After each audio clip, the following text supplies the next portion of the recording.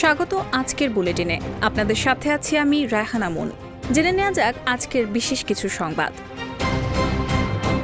দেশে হাম ও হামের উপসর্গ নিয়ে আরও 4 জনের মৃত্যু হয়েছে। গত একদিনে এই রোগে আক্রান্ত হয়ে 1 জনের এবং হাম সন্দেহে আরও 3 জনের মৃত্যু হয়েছে।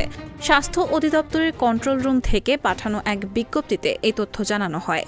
এতে বলা হয়েছে, গত 24 ঘণ্টায় সন্দেহজনক হাম রোগীর সংখ্যা 1197 জন এবং গত 15 মার্চ থেকে 19 এপ্রিল পর্যন্ত সন্দেহজনক হাম রোগীর সংখ্যা 23,606 জন। এ সময় নিশ্চিত হামে 36 জনের মৃত্যু হয়েছে এবং সন্দেহজনক হামে মৃত্যু হয়েছে 181 জনের। মালয়েশিয়ায় মানব পাচার বিরোধী অভিযানে বাংলাদেশি সহ আটক 74। মালয়েশিয়ার পেরাক রাজ্যের লুমুতের বন্দর বারুসেগারি এলাকায় একটি গোপন আস্তানায় অভিযান চালিয়ে 74 জন অবৈধ অভিবাসীকে আটক করেছে পুলিশ। এ সময় মানব পাচার চক্রের সঙ্গে জড়িত ইন্দোনেশিয়ার 2 নাগরিককেও গ্রেফতার করা হয়েছে, যারা ওই আস্তানার দেখাশোনা ও পরিবহনের দায়িত্বে ছিল। অভিযানে উদ্ধারকৃত অভিবাসীদের মধ্যে 47 জন পুরুষ, 25 জন নারী এবং 2টি শিশু রয়েছে।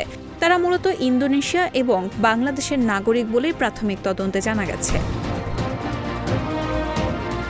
যুক্তরাষ্ট্র ও ইসরায়েলকে পরাজয়ের হুঁশিয়ারি মুজতবা খামেনির। ইরানের নতুন সর্বোচ্চ নেতা মুজতবা আলী খামেনি সতর্ক করে বলেছেন, যুক্তরাষ্ট্র ও ইসরায়েলকে নতুন ও তিক্ত পরাজয় উপহার দিতে তার দেশের নৌবাহিনী প্রস্তুত।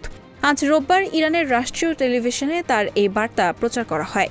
গুরুত্বপূর্ণ আন্তর্জাতিক সমুদ্রপথ হরমুজ প্রণালীতে উত্তেজনা বৃদ্ধির মধ্যে এই হুঁশিয়ারি দিলেন খামেনি।